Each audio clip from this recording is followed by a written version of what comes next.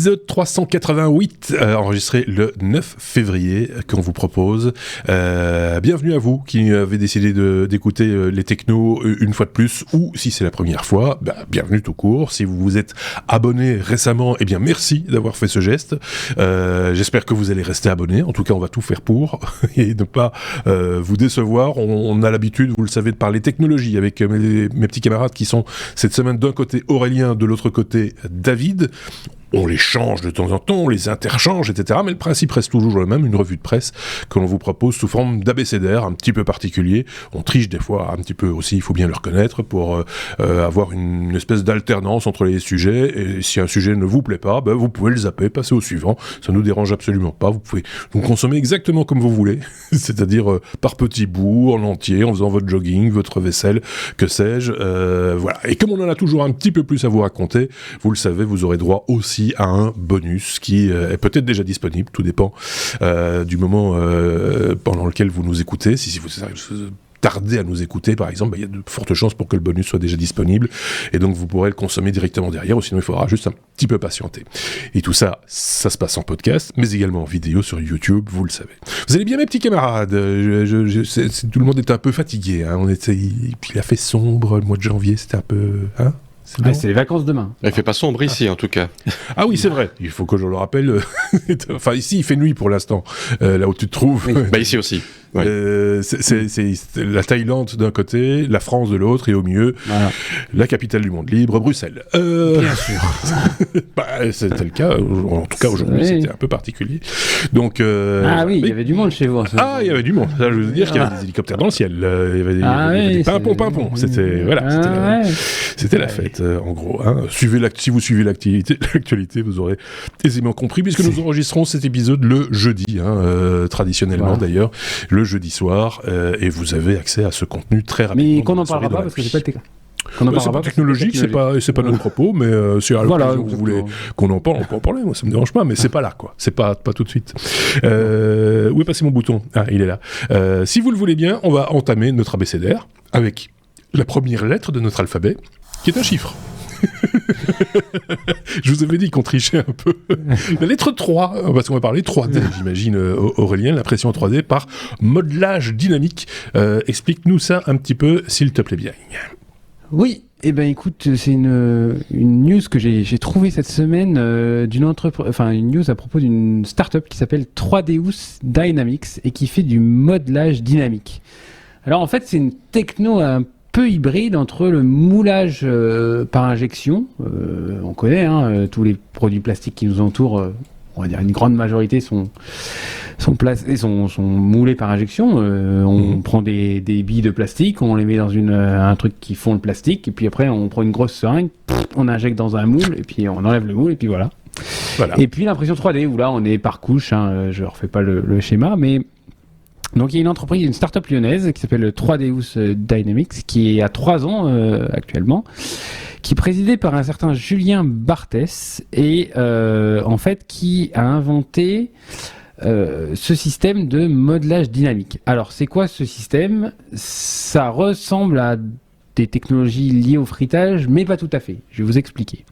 En fait, vous prenez un bac de poudre autoportant. Alors je ne saurais pas vous dire qu'est-ce que c'est de la poudre autoportante. Par contre, dans ce bac, vous allez plonger une aiguille à différentes hauteurs et autour de cette poudre, vous allez injecter un fluide. Alors, il parle de fluide. J'imagine que c'est quelque chose de liquide qui vient solidifier la poudre à l'endroit où l'aiguille s'est plantée. D'accord. Ouais. Et donc, vous venez faire un objet comme ça, au lieu d'imprimer par couche, en fait, il n'y a pas d'effet de couche, c'est juste que vous venez plonger à différentes profondeurs, et c'est la couche, en fait, les couches sont liées à la profondeur dans laquelle vous mettez l'aiguille. Et la première réalisation qu'ils ont faite, c'est avec du silicone. Le silicone, les matières... on va dire avec des duretés très faibles, on parle de dureté Shore, sont très difficiles à imprimer, et avec ce principe-là, on peut aisément imprimer des matières de 0 à 90 Shore A, donc des matières qui sont comme le silicone, qui peuvent être très malléables. Et alors pourquoi cette techno est si intéressante que ça et pourquoi on l'utilise majoritairement pour le médical? Parce que lorsqu'on imprime, en fait lorsque le fluide arrive près de la poudre, il n'y a pas de reformulation chimique de la matière qu'on utilise, de la poudre qu'on utilise. Et donc il n'y a pas de revalidation du matériau qu'on utilise. Imaginons vous avez un matériau qui est déjà validé pour un usage médical, pour faire une prothèse, quelque chose que vous allez mettre à l'intérieur de votre corps. Cette technologie-là nous permet de créer des objets ou des dispositifs médicaux qui n'ont pas besoin d'être revalidés. Voilà, parce que par exemple, juste un petit message, c'est une communication technique que je fais, tu peux baisser un tout petit peu ton micro, s'il te plaît Aurélien, et pour compléter l'information, ça veut dire que, par exemple, si c'était du plastique, enfin un plastique parmi tous les plastiques qui existent, sa formulation chimique, parce qu'il a été fondu à un moment donné, peut évoluer et donc n'être plus aux normes de ce qui est demandé pour, justement, ici du médical, mais pour des raisons techniques, mécaniques, ou que sais-je, et que ici, cette technologie permet de ne pas changer la formule du produit, en gros. C'est ça l'idée. Chimiquement, ça reste pareil. Donc, comme toutes ces technologies type frittage, on connaît multi-jet de fusion, ce genre de choses. Il n'y a pas de support, puisque la poudre, elle se tient toute seule. Il n'y a pas de plateau non plus, puisque du coup, on solidifie à l'intérieur de truc. Et donc, la première chose qu'ils ont faite, ils ont imprimé un cœur artificiel et donc un cœur, des modèles anatomiques, donc des parties du corps, des semelles orthopédiques, des prothèses auditives. Le cœur en question, ils l'ont imprimé en 50 short, donc c'est quand même extrêmement mou. Et grâce à ça, on peut reproduire la biomécanique du cœur qui bat. Donc ça, ça permet de comprendre, de faire plein de choses. Et puis donc là ils s'attaquent vraiment au médical, mais ils ont plein d'autres domaines dans lesquels ils veulent l'aéronautique, l'énergie, ils veulent percer. Le textile. Et voilà, le textile exactement. Et ils veulent aussi tester plein d'autres matériaux avec des matériaux qui seront conducteurs électriques, des matériaux qui sont électromagnétiques, des matériaux iniffugeants. Donc voilà, il y a plein de débouchés. Alors c'est évidemment pas à destination de tout le monde. Je pense que voilà, c'est de la techno assez poussée. Ils sont en train de prendre des grands locaux pour avoir une ligne de production. Donc je pense qu'ils auront une partie production où on pourra leur envoyer des modèles 3D puis ils imprimeront. Et puis ils mettent au point la techno. Donc voilà, je trouve que c'était une belle techno française, start-up. Ça me plaît bien. 3Deus Dynamics, ça s'appelle la startup. 3Deus Dynamics. Tu connaissais ça, David Non, je connaissais pas, mais j'avais vu une technologie un peu similaire qui imprimait en fait des choses biologiques en injectant des cellules dans une sorte de gélatine. Ça me fait un peu penser à ça. Sauf qu'ici c'est que de la poudre et donc ça ne chauffe pas, donc j'imagine. Oui, non. A priori, non, c'est une réaction chimique, ou une réaction en tout cas, qui durcit en fait cette poudre. Alors, il rentre pas non plus dans tous les détails scientifiques, mais voilà, c'est intéressant. Enfin, c'est toujours intéressant de voir comment on peut réinventer des concepts et faire évoluer des concepts, surtout quand c'est pour, là en l'occurrence du médical, ça a du sens en plus. Je trouve que ça a plus de sens que le type qui imprimait des pizzas en 3D, quoi. C'est quelque part. Ok. Mais les pizzas, on peut les manger. Oui, c'est vrai, c'est pas faux, mais c'est pas très appétissante ces pizzas. Ceci dit, faire une pizza, ça peut aussi être, exemplaire d'autres choses. Mais bon, voilà, on va pas s'étendre là-dessus. Si vous avez des questions ou des réflexions à faire, n'hésitez pas. Comme toujours, je le dis souvent, vous faites ça en commentaire. Par exemple, sur notre site lestechno.be ou si vous nous regardez en vidéo sur YouTube, dans les commentaires de la vidéo ou via les réseaux sociaux, puisqu'on est un petit peu partout également. La lettre E, alors on m'a gâté cette semaine. Les mots qui ont été choisis n'existent pas en général. Il faut être faut être très clair, soit c'est des chiffres, soit c'est des lettres, mais avec des mots. David va nous expliquer de quoi il retourne, puisqu'on va parler de cette fameuse attaque mondiale des serveurs basés sur VMware Ski. C'était dans les news de vendredi. Hein. Tu m'as dit vendredi soir, ça s'est déclaré, ça s'est déclenché, et tout le monde. L'attaque a commencé vendredi, ouais. Donc EIXI en fait, c'est la plateforme de virtualisation professionnel pour serveurs de VMware.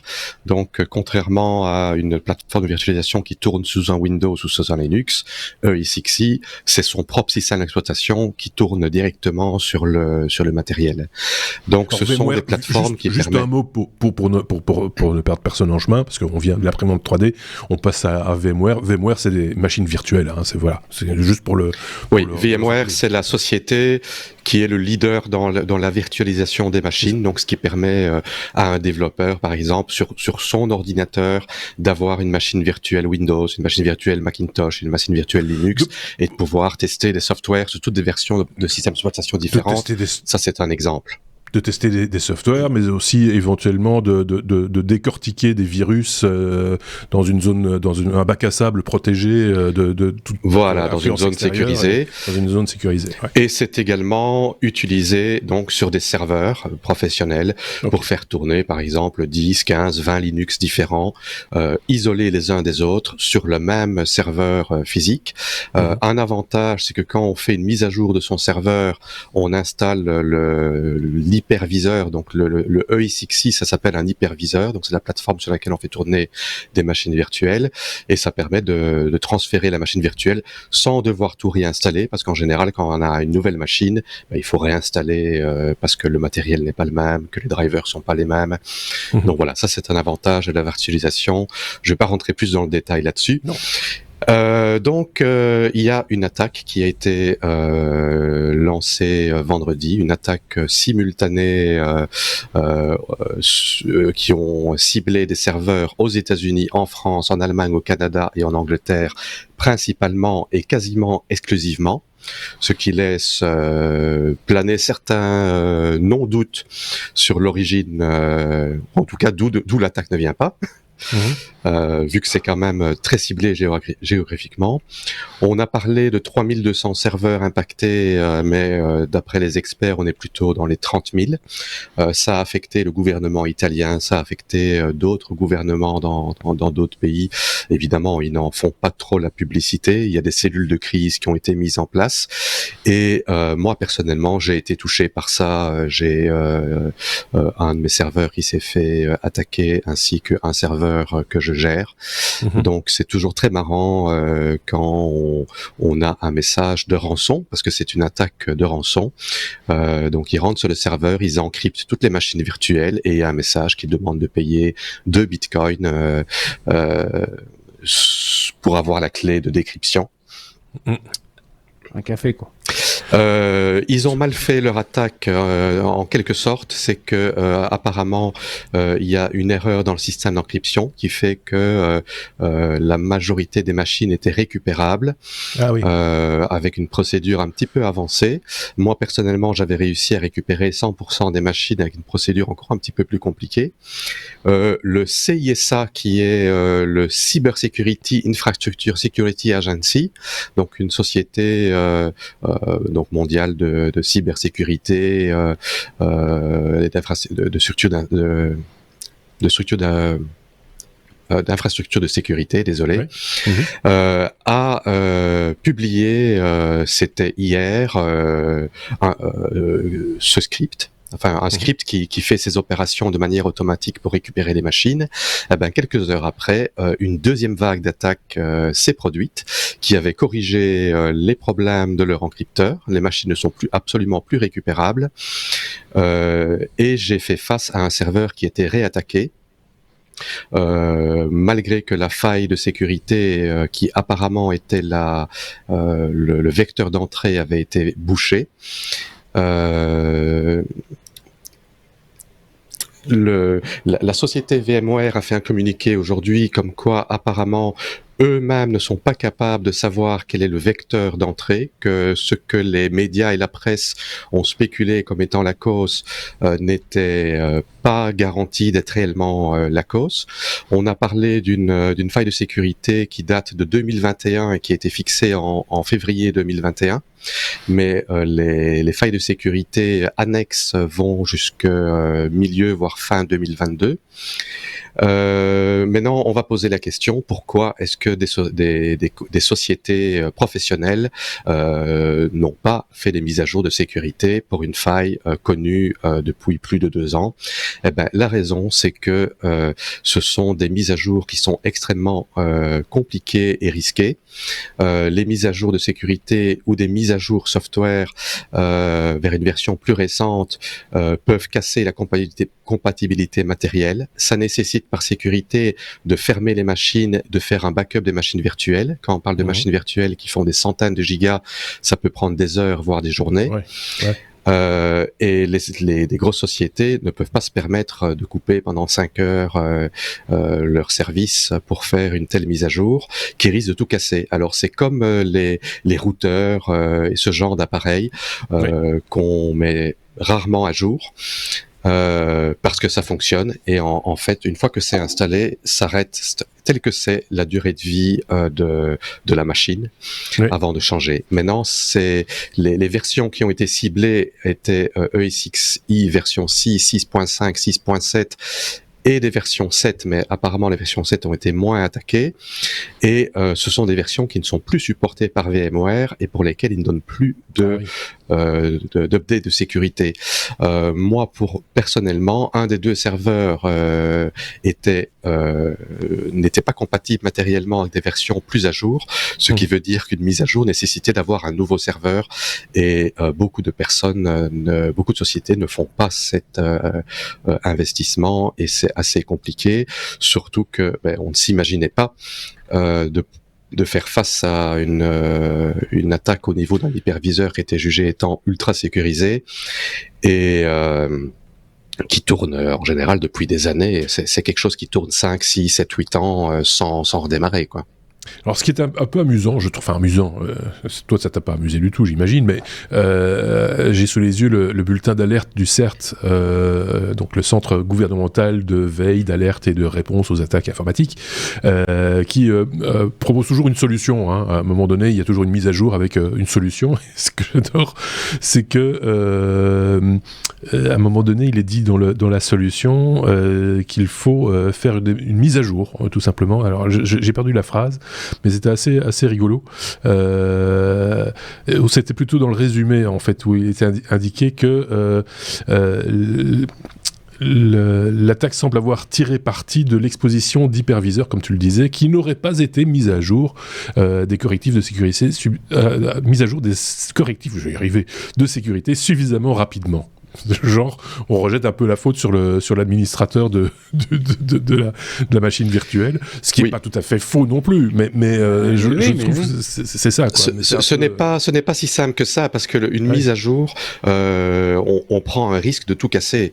VMware n'a pas une procédure de mise à jour ni pour les pages de sécurité ni pour les upgrades qui est facile, sauf de la version 7 à la version 8 qui vient de sortir, où la mise à jour est assez facile à faire, mais pas sans risque de casser la compatibilité matérielle. Alors, si on fait une mise à jour et que le matériel n'est plus supporté, on pleure.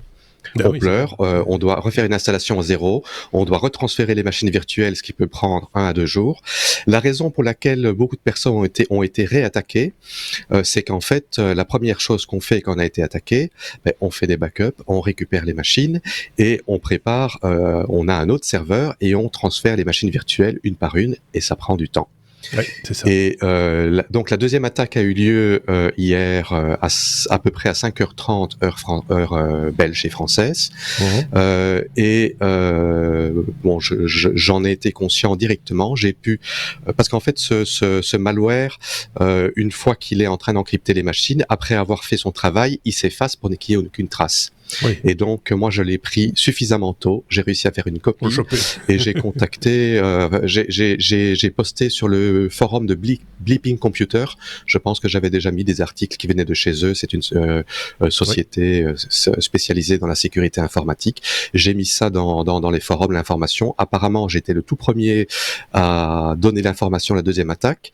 Le patron de la société m'a contacté par message privé pour me demander les copies des fichiers. Ils ont fait analyser ça par leur expert et en 5-6 heures, ils ont publié un article pour la deuxième attaque et les informations. Donc j'ai vraiment été dans le cœur du problème. Du problème. Alors, bon, c'est un petit peu technique, mais ce que je veux dire, le résumé de l'histoire, parce que bon, évidemment, un EICXI, ça n'affecte pas monsieur tout le monde, ça affecte des sociétés et des gouvernements. Mais la morale de l'histoire, c'est que il y a que les paranos qui survivent. On vit dans un monde aujourd'hui où c'est une guerre, parce que moi j'ai vu les logs et j'ai vu les attaques et j'ai vu les IP. 90% des attaques venaient et des IP venaient de la Chine. Donc il y a un caractère politique absolument quasiment certain dedans, pas que c'est la Chine, mais en tout cas les cibles étaient l'Europe, les États-Unis et le Canada. Il y a virtuellement 0 serveurs qui ont été attaqués ni en Amérique du Sud, ni en Afrique, ni en Asie, ni en Australie. Voilà, si c'était uniquement des organisations criminelles pour se faire de l'argent, ça aurait été plus distribué. Donc pour moi c'est un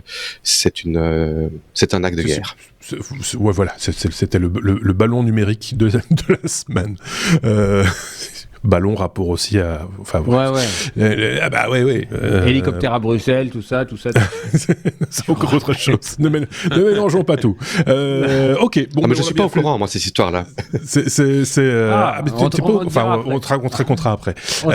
Mais c'est parce qu'Aurélien mélange tout. C'est juste pour ça que tu comprends plus rien. Mais on va passer à autre chose. Vous êtes bien gentil. Ok, on a fait le tour de cette question-là. La suite, c'est la lettre F comme fumée. On va se rappeler d'un épisode qui avait prêté à rire franchement, juste un petit peu à sourire à un moment donné, mais en même temps c'est un drame pour beaucoup de gens.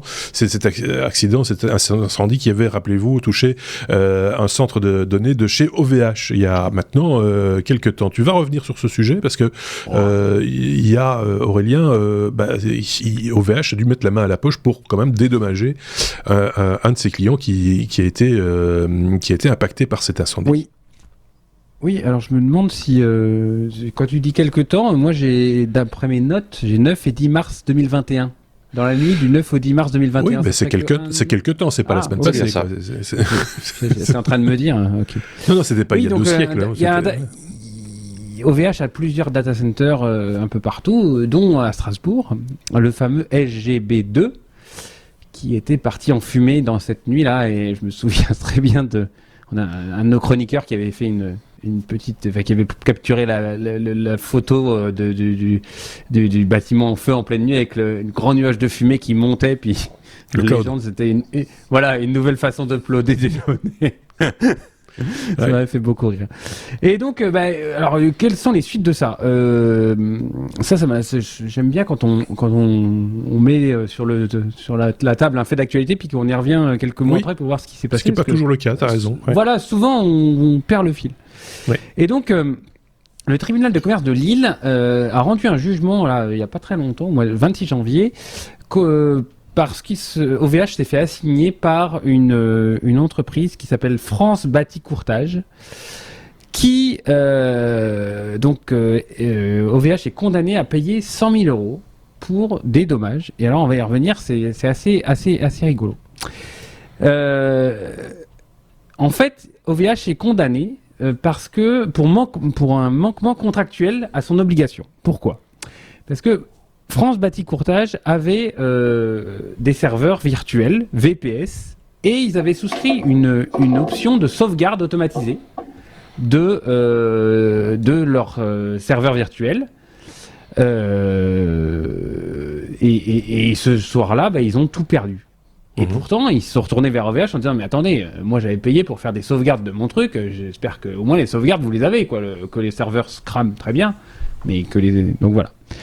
Donc ils ont demandé 6,5 millions d'euros de dommages et intérêts pour ça, parce que c'est une société de courtage, il y a plein d'indépendants dans les quatre coins de la France, à mon avis. Ils ont besoin de services en ligne pour leurs documents, leur business, quoi. Donc il y a eu 8 renvois, ça a été plaidé le 17 novembre dernier et le délibéré a eu lieu le 26 janvier. Le tribunal dit: nulle part le terme de sauvegarde locale n'est mentionné. Nulle part il est indiqué explicitement ou implicitement que les sauvegardes seront stockées au même endroit ou dans le même data center que les données du serveur principal. Bien au contraire, le contrat OVH relatif à la sauvegarde du serveur VPS est planifié quotidiennement, alors c'est là que c'est important, exporté puis répliqué 3 fois avant d'être disponible dans l'espace client, et que l'espace de stockage alloué à l'option backup est physiquement isolé de l'infrastructure dans laquelle est mis en place le serveur VPS. Donc contractuellement, c'est bien écrit, on sauvegarde, mais c'est ailleurs.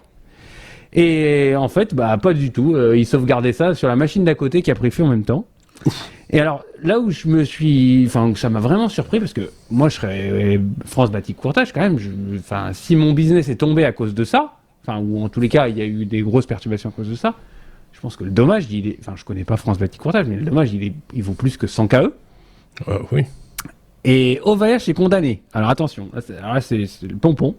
À 38 530 € exactement pour l'indemnisation de son préjudice financier pour l'année 2021, 26 472 au titre du préjudice pour la perte d'actifs incorporels, 20 000 € pour atteinte à l'image, 9 000 € pour les travaux de restitution d'un hébergement. Je me suis dit, des données et des sites. Donc grosso modo, ils ont tout perdu et pour le refaire, ils ont 9 100 €.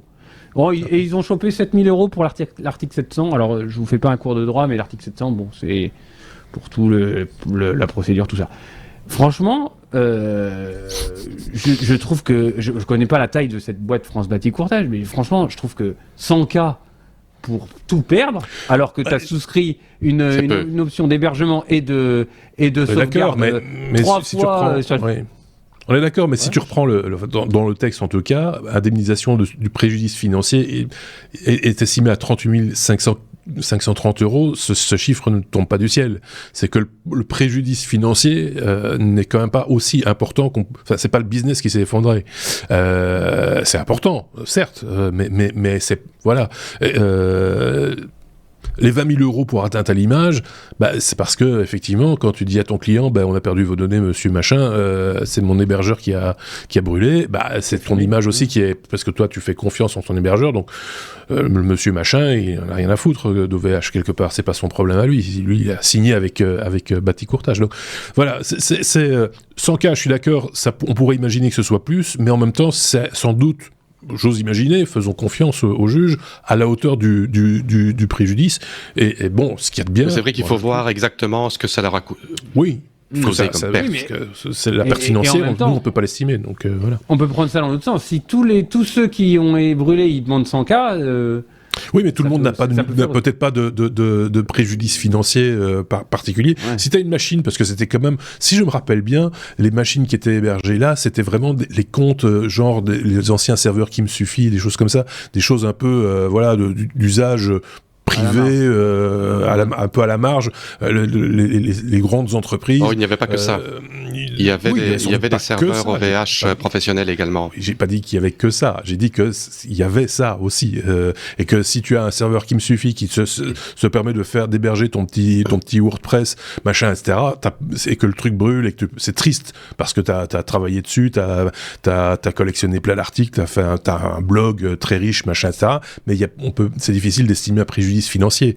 Alors peut-être qu'il y a moyen de discuter et d'essayer de tirer un peu de pognon pour le préjudice moral, mais pour le reste, ça reste quand même très difficile. La différence, c'est que dans le cas d'un qui me suffit, d'un Soyuz Start ou d'un serveur OVH, il n'y a pas de contrat de backup. Le client est responsable de faire ses backups extérieurs, tandis qu'ici, c'est vrai que les VPS, ils ont un service de backup, et en tant que société qui a des data centers un peu partout en France, en Europe, au Canada et à Singapour, ils sont censés distribuer leur backup dans le cloud et pas mettre tous les œufs dans le même data center. Ça c'est une erreur. Ça, là, clairement, les Stanka, ça les vaut. Quoi.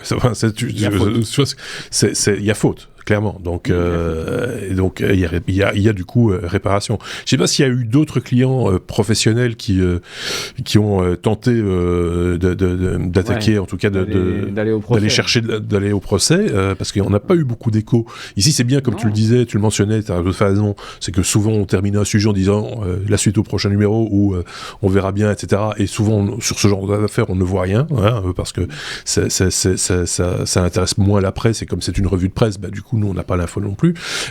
Ici il y a un jugement, peut-être qu'il y en aura d'autres à creuser, peut-être si vous avez de votre côté. Moi je connais indirectement. Je connais indirectement une société en France qui a fait un développement et ils avaient un serveur chez OVH et ils ont perdu leurs 6 mois de développement. Donc ils avaient un développeur temps plein, mais ça, c'est de leur faute de pas avoir fait de backup externe. Voilà. Parce que, en fait, je vais ajouter une petite morale à cette histoire-là, qui revient un peu à mon sujet précédent. Il faut faire des backups. Il faut pas faire confiance dans les systèmes de backup qu'on fournit. Il faut toujours faire des backups supplémentaires chez soi, à plusieurs endroits physiques différents, et pas faire confiance à une société qui peut être attaquée, qui peut brûler. On a un ordinateur chez soi, on peut avoir un incendie chez soi, on peut avoir la foudre qui tombe et que ça brûle. Il faut faire des backups. Et il faut faire des backups offline, débranchés, qui ne sont pas dans le cloud. Ouais.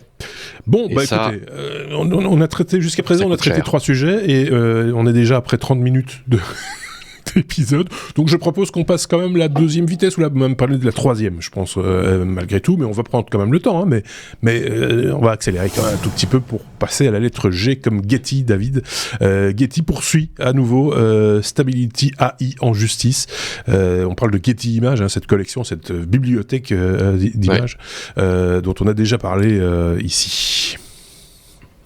Getty Images, je pense que beaucoup de gens les connaissent et les connaissent également pour une mauvaise réputation qu'ils ont de rançonner les gens.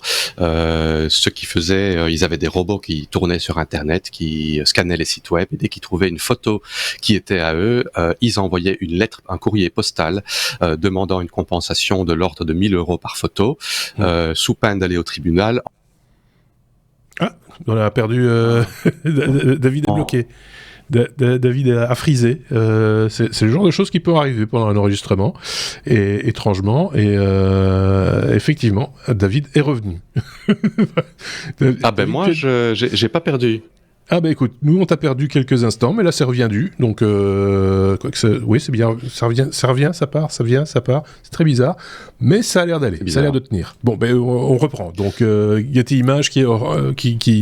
Je disais, Getty Images a une mauvaise réputation, donc ils ont des robots qui scannent les sites web et qui envoient des courriers postaux aux sociétés qui auraient violé leur copyright en demandant des montants de l'ordre de 800 à 1 000 € par image incriminée, en disant même si vous la retirez immédiatement, vous ne devez quand même cet argent-là, sinon on va au tribunal, et ils renvoient des rappels et des rappels. Moi j'avais dans le passé 2 clients qui se sont fait intimider par cette société, et ça fait une grosse partie de leur business model, donc ils ont une mauvaise réputation pour ça. Sinon ils travaillent beaucoup avec les agences de presse, ils fournissent des photos, ils ne sont pas bon marché du tout, ils sont très très chers, et ils ont aussi une réputation d'exploiter les photographes qui leur fournissent ces photos. Ils ont aussi acheté... Ça, c'est pour planter le décor. Ils ont aussi acheté beaucoup de grosses collections de photos d'agences, etc., et gèrent un fonds, on va dire, de photos assez conséquent, de photos de presse, entre autres, comme tu disais, assez conséquent, mais pas que de presse d'ailleurs, artistique aussi, voilà. Ils sont dépositaires de copyright sur ce matériel-là, et donc du coup, ils ont le droit, et donc, quelque part, de demander de l'argent. Mais bon... Ils ont le droit de demander, ils ont le droit de demander un jugement. Ils n'ont pas le droit de faire une extorsion. Non, mais c'est de l'influence, oui, c'est ça. C'est de l'influence, voilà. C'est la manière de le faire qui est discutable. Mais donc, évidemment, eux qui s'y connaissent pour faire des actions en justice ou intimider, ils n'ont pas hésité à attaquer en justice à nouveau Stability AI, donc qui est derrière Stable Diffusion, pour avoir copié 12 millions de photos et imité leur watermark, donc leur trame. Parce que quand on recherche des photos sur Internet, on tombe souvent sur des résultats avec des images où il y a une trame en diagonale et Getty Image ou alors d'autres sociétés. Donc ils attaquent également pour ça. Il faut savoir que Stable Diffusion a été entraîné sur un set de 2,3 milliards de photos. Donc 12 millions sur 2,3 milliards, c'est un petit nombre, d'autant plus que c'est des bases de données qui sont publiques. La base d'entraînement, c'est Lion, qui est un dataset qui a été mis en place par une société qui s'appelle Common Crawl, mais qui a été financé par Stability AI, d'accord. Mais bon, ce sont des choses qui sont disponibles publiquement. Alors, ce que ça pourrait causer, ça pourrait changer la manière dont les tribunaux voient le web scraping. Le web scraping, ça veut dire c'est récolter des informations qui sont disponibles sur le web. Et dans le cas où Getty Images aurait un gain de cause, ça pourrait avoir des implications assez fortes sur ce que les gens ont le droit de faire des informations qui sont publiquement disponibles sur le net, y compris pour entraîner des modèles d'intelligence artificielle. L'argument de Getty Images, c'est que leur collection de photos était associée avec des descriptifs et des métadonnées, donc des mots-clés, qui ont été utilisés par Stability AI pour entraîner l'intelligence artificielle et pour construire un business qui leur fait une compétition directe. Ouais. Bon, ça va peut-être un petit peu loin, mais donc voilà. Donc évidemment, ils recherchent des dommages et intérêts. Ils veulent avoir un rapport financier de ce que se fait Stability AI comme profit. Pour l'instant, pas grand-chose, et avantage concurrentiel en ayant utilisé leurs images. Recevoir des dédommagements à la hauteur de la violation de copyright. Voilà. Tu as juste frisoté un poil d'une seconde, mais on a tout compris, hein, mais c'était un peu figé à un moment donné, mais voilà, c'est bizarre. Petit problème de bande passante du côté de Bangkok pour l'instant. À suivre, évidemment. Cette histoire de Getty Images, et à mon avis, on va pas rebondir dessus là, parce que ça va encore se présenter, il va y encore y avoir des procès, parce qu'effectivement, les possesseurs de droits sur des images, etc., quand tu vois que c'est leur matériel qui sert à entraîner des intelligences artificielles pour produire du contenu qui peut rentrer quelque part en concurrence avec leur métier, oui, ça peut leur poser souci. On passe à la lettre suivante, la lettre H comme HDD, comme disque dur. J'ai envie de vous dire ça sous cette forme-là, parce qu'on est un podcast francophone et qu'on va pas se gêner. Des disques durs qui ne sont pas encore morts, parce qu'on parle souvent de SSD, etc. Donc le bon vieux disque dur de tonton, et c'est toujours David qui tient le micro, et la bande passante, j'espère, qui va nous en parler. Western Digital sort ses disques durs à double actuateur. C'est un double actuateur. Oui, donc les disques durs, ce sont des disques physiques, mécaniques, qui tournent, et il y a un petit bras avec des têtes magnétiques pour lire et écrire, et en fait ce sont des disques durs avec deux bras. Et donc le fait d'avoir deux bras, ça apporte un net gain de performance en vitesse de transfert, en nombre d'opérations par seconde par watt, et pour des data centers, ça permet de pouvoir, par exemple, dans le cas on appelle ça des systèmes RAID, donc plusieurs disques qui travaillent en simultané. Si un disque tombe en panne, la reconstruction se fait plus vite. Ils ont une technologie qu'ils appellent OptiNAND, qui est une technologie qui leur permet d'augmenter la densité de données, d'avoir un meilleur cache, moins d'erreurs en écriture. Donc ce sont des disques durs de 20 terabytes et qui atteindraient la même vitesse de transfert que les SSD, on va dire traditionnels, pas les NVMe. Les SSD en port SATA 6, la limite étant toujours par la vitesse des SATA 6. Ça va permettre d'avoir des disques durs de haute taille et de capacité et avec une vitesse plus intéressante, à meilleur prix que les SSD, parce que pour beaucoup de sociétés qui font des backups en masse, ce n'est pas important d'avoir des NVMe qui reviennent très cher et une vitesse pareille. Mais par contre, si on doit copier 20 terabytes de données, pour donner l'exemple ici, si ça se fait à 500 mégas à la seconde, c'est quand même nettement mieux que si c'est 150, ce qui est la limite. Par exemple, on achète un disque dur externe aujourd'hui de 10 terabytes, le temps de le remplir ou d'en faire un backup, on en a pour 10 à 14 heures, ce qui est non négligeable dans le cas où on doit faire un backup assez rapide. Donc les disques durs ne sont pas totalement morts, les SSD leur sont supérieurs, bien sûr, les NVMe également, mais les disques durs reviennent moins cher au terabyte. Évidemment, ces nouveaux disques durs vont coûter un peu plus cher au terabyte que les disques durs normaux, mais avec un gain massif de performance. Donc voilà, c'est une petite news que je trouvais intéressante parce que durée de vie, on n'en parle pas, mais ça doit être assez similaire. D'accord, ok, bon, parfait. Leur coupe un bras, il marche en monobras. Ah, ça, je ne suis pas certain. C'est pas sûr de cette affaire-là. Mais 2 bras, c'est mieux qu'un. C'est ce que je retiens, moi, en béotien que je suis. Donc, voilà. En tout cas, c'est une bonne nouvelle pour ceux qui ont effectivement des NAS et des systèmes de backup volumineux à faire tourner. Ça va permettre de faire quelques petites économies de pépettes. Voilà. La lettre A comme Ndiaye. Je l'ai bien dit, hein.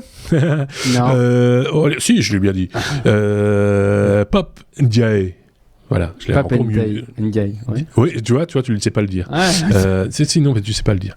Ce monsieur, c'est quoi? C'est le ministre de l'Éducation nationale, si je dis pas de bêtises, en France. Oui, voilà, tu vois, je connais bien la politique française. Ils savent tous les Belges. Ouais, c'est mon coup de gueule de la semaine. Ah, j'ai entendu ça. Je comprends ça, ouais. J'étais fou. Et oui, Pap Ndiaye, donc le patron de l'éducation nationale en France, peut-être belle institution, a proclamé qu'il n'y aurait plus de l'enseignement de technologie en 6e à compter de septembre. J'étais fou. Je comprends pas. On est dans un monde où le numérique est partout, les PC sont partout. On rentre en 6e, la technologie est partout, les technos sont partout. En 6e, on a quoi, 12 ans? Un truc comme ça. Alors oui. On compte dans l'autre sens en France, c'est ça. On commence par la 6e. Ouais, c'est ça. Voilà. Je sais pas comment ça s'appelle en Belgique, je sais que c'est différent. C'est le secondaire, la première année secondaire. Voilà, c'est ça. Bon, on a 12 ans, donc ils avaient des heures de cours, 1 heure de cours par semaine de technologie dans lesquelles il y avait de l'initiation à l'outil informatique. Il y avait 18 heures qui parlaient du fonctionnement de l'objet technique, qui cherchaient à décortiquer un cahier des charges, à comprendre comment ça fonctionne, les principes. 6 heures sur les matériaux, 6 heures sur l'énergie, 6 heures sur l'évolution des objets techniques et 18 heures de réalisation, parce que ça c'est bien aussi de faire toucher tous les jeunes. Voilà, ils prennent un petit fer à souder, ils soudent 3 résistances, ils font un buzzer. J'ai quelque part encore des réalisations que j'avais fait dans ce cadre-là. Et ils ont remplacé ça par du soutien en maths et en français. Je suis d'accord que c'est important, mais s'il vous plaît, initiez ces jeunes à la techno. Quand vous avez des parents qui sont dans le domaine, oui, c'est très bien, mais il y a plein de gamins qui n'ont pas leurs parents dans ce domaine-là. Bien sûr. Ouais. Et pour autant, ils auront un téléphone dans 3-4 ans plus tard, même là, ils ont déjà un téléphone dans les mains et savoir se servir d'Internet, comprendre comment ça marche. C'est hyper intéressant. Enfin, c'est important. C'est assez révoltant, je trouve. Et pour quelle raison il a fait ça?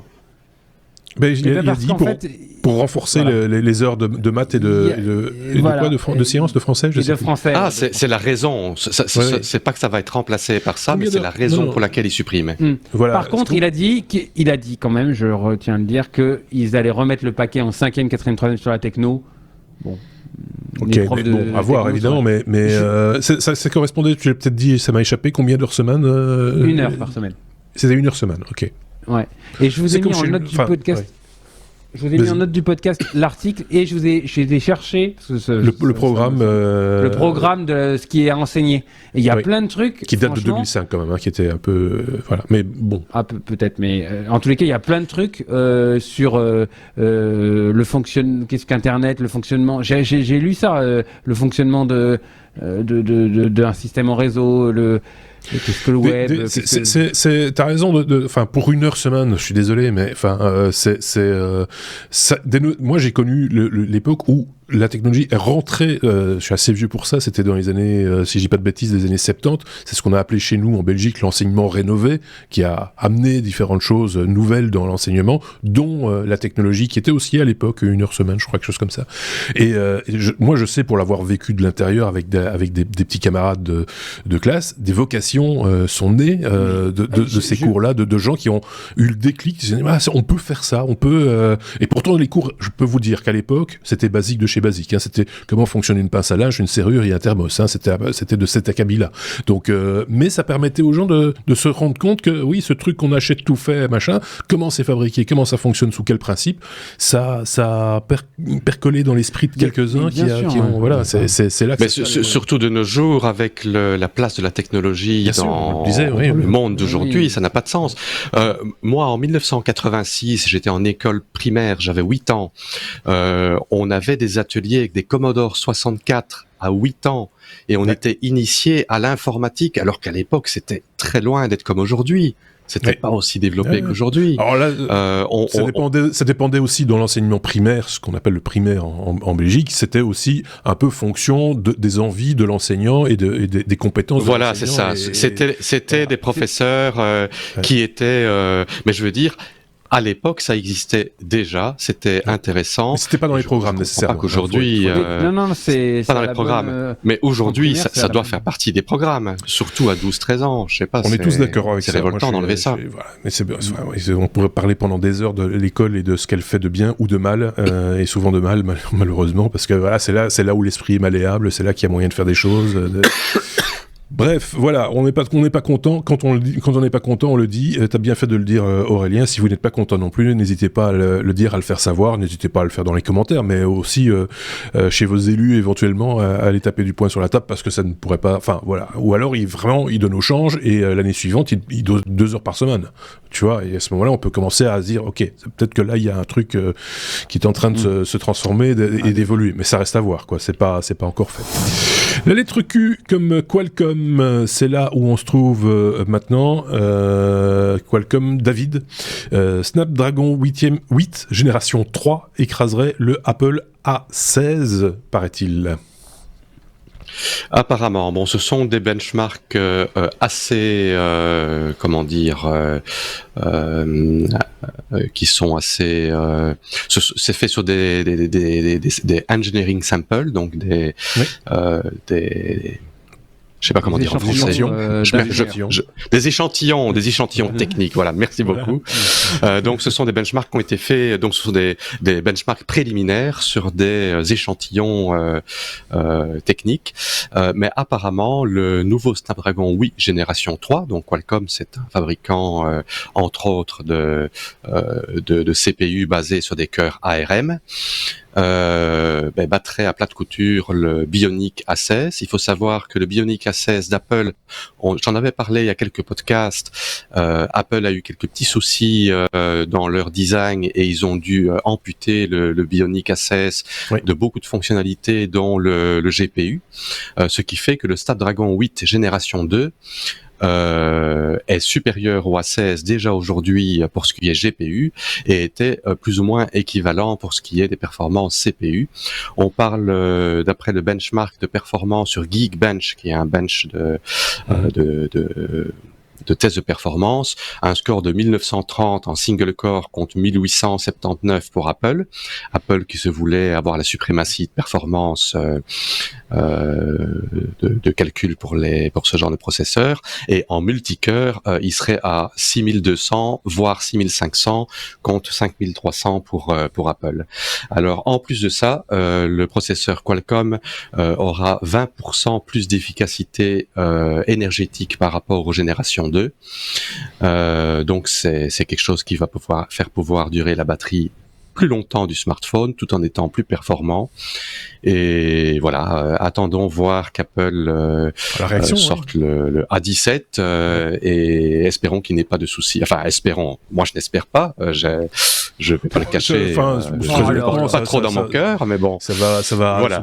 Tant mieux pour les possesseurs de toute façon, il n'y a pas à aimer ou pas. Mais c'est comme ça. Je vais dire, j'espère pour eux parce que même on ne souhaite pas de malheur à ses ennemis. Donc. Mais c'est ça. Et puis, quand on aime les technologies, on aime bien voir aussi les trucs progresser, quelle que soit la marque. Tout à fait. Et, oui, même si c'est une marque qu'on n'aime pas, on aime bien voir les bonnes choses. Et on peut ne pas aimer une marque pour des raisons de politique commerciale, marketing, machin, etc.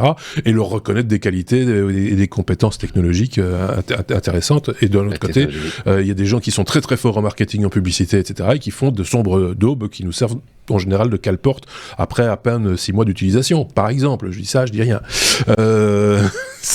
Voilà, chacun jugera. On va pas non plus commencer à rentrer dans ce débat-là. On n'a pas le temps, de toute façon. On est à la lettre W comme oui mais non. Ça veut dire qu'on arrive tout doucement à la fin de cet épisode 388, puisque vous le savez, le oui mais non souvent conclut un épisode quand il y en a un, du moins. Le oui mais non, c'est quoi ? C'est une information technologique, certes, mais technologique. Certes, j'ai oublié le gimmick habituel, un peu décalé, mais technologique. Mais décalé. Aurélien, tu nous as trouvé quelque chose d'un peu décalé et de technologique, certes. Oui, une petite brèvounette. En fait, c'est sur les véhicules électriques. Alors, vous savez, on l'a souvent dit, faire un véhicule électrique, c'est pas prendre un véhicule thermique, enlever le moteur thermique et puis le changer, machin. Il y a des spécificités et donc il faut reconcevoir complètement une voiture. Ouais. Et je me suis rendu compte, à la lecture de cet article, que il y avait des constructeurs qui avaient quand même quelques petits problèmes. Toyota, par exemple, qui avait créé la BZ4X, je pense que c'était pas livré en France. Mais ils avaient sorti une voiture avec des roues et des roues électriques, et donc les roues se détachaient. C'est moche. C'est pratique. Voilà. Et là, l'article dont j'ai partagé est un article d'une interview de Jim Farley, le patron de Ford, qui possède la marque Mustang. Et Mustang, vous savez qu'ils ont une voiture électrique qui, pour le coup, est vendue en Europe, qui s'appelle la Mach, M-A-C-H-E, Mach-E. Et elle est sortie en 2020, cette belle voiture. Et le patron s'est rendu compte que au niveau de la batterie, il y avait 1,6 km de câbles de cuivre en trop dans la voiture. Enfin. Soit 32 kg de cuivre en trop, ouais. Soit $300 de trop sur la batterie. Ouais, parce que le cuivre, c'est pas donné. Ouais. Voilà. Alors, pourquoi ils ont fait ça ? Est-ce que... là, il n'y a pas d'info technique, mais est-ce que... Vous savez, donc une batterie, un pack batterie, c'est fait de plein de cellules. Ouais. Et que ces cellules, généralement... moi, ça c'est mon analyse de la chose, hein, ce n'est pas dans l'article, mais on vient mesurer la tension de chacune des cellules pour pouvoir équilibrer le pack, c'est-à-dire que chacune des cellules a la même tension à ses bornes, et que c'est tout cette filasse-là, parce que généralement sur les packs batteries, ça fait de la grosse filasse, quoi. Ouais. Qui est mal agencé, mal dimensionné, ou que c'était en trop, je sais pas. Bon, quoi qu'il, le coût de la blague pour Ford, c'est quand même $2 milliards perdus. Ouais. Donc, c'est la petite boulette de la semaine. Donc, si vous avez une Mustang Mach-E, vous avez 1,6 km de câble dans le coffre. Ce qui est bien, c'est que si vous en avez une à la revente, au cours du cuivre, ça peut être intéressant. C'est peut-être un bon placement. Mais le câble en trop, j'ai peut-être pas tout à fait bien compris. C'est dans le pack batterie ? Oui. Dans le pack batterie ou dans le câblage de la voiture ? On suppose que c'est... Oui. Dans le pack batterie, je pense. Oui, j'ai l'impression que ça laisse... C'est ça. 1,6 km. Et en plus, au plus il y a de câbles, au plus il y a de résistance et de perte. Oui, bien sûr. Non, parce que c'est peut-être que des câbles de mesure de tension, c'est peut-être pas des câbles de... Il y a ça, mais quand on dit... Ça, alors ça a l'air énorme, effectivement, et ça l'est, 1,6 km, mais on est vite à 1,6 km sur un simple transformateur, par exemple. Si tu prends si on prend un exemple comme ça, ça paraît... Oui, mais 32 kg, c'est que c'est déjà du gros câble. 32 kg, ça fait déjà... J'aurais pu faire le calcul. Faire le calcul de savoir quelle est la section du câble, tiens, voilà, bel exercice. Je vais la faire.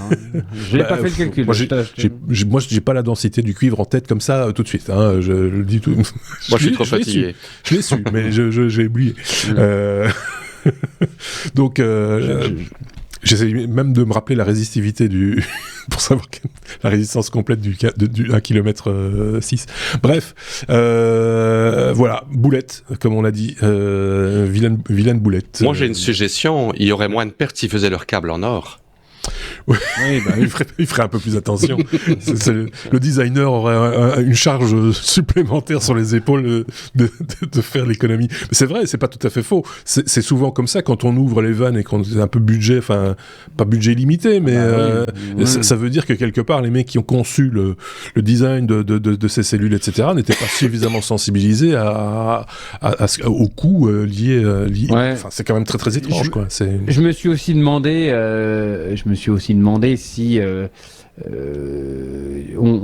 parfois on mesure des choses pour vérifier pour de la sûreté de fonctionnement que les concurrents ne font pas. Est-ce que l'ingénieur ils ont été jusque là? L'article est mal tourné en fait. Et est-ce que c'est pas ils n'ont pas fait de la surqualité sur certains trucs en venant mesurer des choses sur les batteries que finalement on peut ne pas mesurer, que les concurrents ne mesurent pas par exemple. Mais tu es d'accord avec moi, parce que c'est complètement ton domaine d'expertise, Aurélien, tu es d'accord avec moi que quand on conçoit un objet de ce type-là, on tient compte de tous ces paramètres de coûts liés, enfin voilà, si on peut se tromper sur le proto, c'est bon, hein, mais se tromper sur la série, oui, c'est ça. Faut être bon. Oui, d'autant plus que 32 kilos en plus, ça veut dire qu'il faut plus d'énergie pour tracter la voiture. Ah oui, voilà. Chaque kilo gagné, c'est une énergie, d'énergie économisée. Et c'est de l'autonomie en plus. Hein. Donc c'est quelqu'un qui, à mon avis, n'a pas l'habitude de faire... Enfin, celui qui a conçu ça, ou l'équipe qui a conçu ça, à mon avis, ils vivent trop bien. Ils ont un trop gros salaire, ils sont trop à l'aise, ils sont... Voilà. C'est génial chez eux. Ou ils ont des actions dans une mine de cuivre.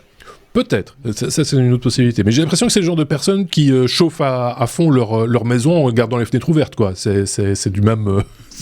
même genre de réflexion. Bon, les gars, je pense qu'on est arrivé au bout de cet épisode 388 qui avait commencé avec des 3 gros sujets, hein, on peut le dire. Donc, merci à vous de nous avoir suivis, de nous avoir écoutés jusqu'ici. J'ai pas de petite citation aujourd'hui, j'ai les citations de côté. Si vous avez une petite citation technologique à partager, mettez-la en commentaire, elle sera la bienvenue également. Vous pouvez nous suivre, vous le savez, via les réseaux sociaux, comme toujours. C'est pas marqué dans l'image, mais si vous allez sur notre site, vous aurez le lien aussi vers Mastodon, puisqu'on est là aussi, on partage notre veille technologique quotidienne avec mes petits camarades chroniqueurs des technos, et donc vous aurez des informations en plus, mais ce sera à vous, allez les lire, on vous les lira pas, on vous les analysera pas nécessairement, ou alors peut-être demain dans un autre épisode ou dans un bonus qui arrive prochainement s'il n'est pas déjà là, donc n'hésitez pas à le consommer aussi. Il ne fait pas plus de 15 minutes le bonus, donc ça va, ça peut se faire facile, en mangeant un sandwich à midi par exemple. Chose, j'imagine, hein, je ne sais pas. Merci beaucoup David, merci beaucoup Aurélien, merci, et on se dit donc du coup à très bientôt. Salut.